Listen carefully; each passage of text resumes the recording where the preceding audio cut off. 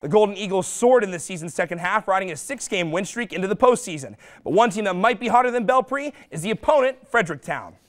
The Freddies started the day in the undefeated club. Chuck Walters a winner too. Chuck, Belpre, they face a step up in competition tonight. Well, definitely a lot more of competition. 10-0 and undefeated. They were looking to stay that way. Meanwhile, Belpre, they traveled a long way, and they were looking to spoil the Freddy season. And a little Taylor Swift action before tonight's contest. Belpre's opening drive, it starts at the 25, moving into Freddy territory. Tavion Miller finding Trent McCoy for 15. Belpre was cruising on the opening drive. It would stall at the 10, 4th and goal. Miller, he's rolling and finds Josh Moore in the back of the end zone, but he can't haul it in. Belpre's receivers, they had stone hands tonight. Lots of up, but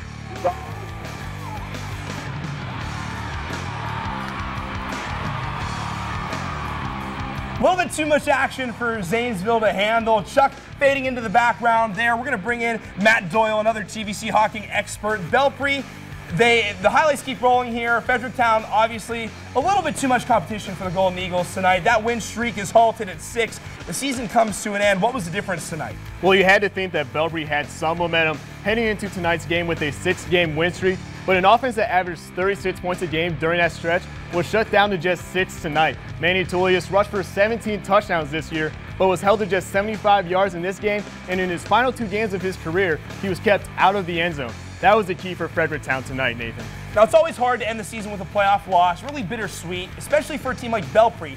The Golden Eagles, they had a magical year.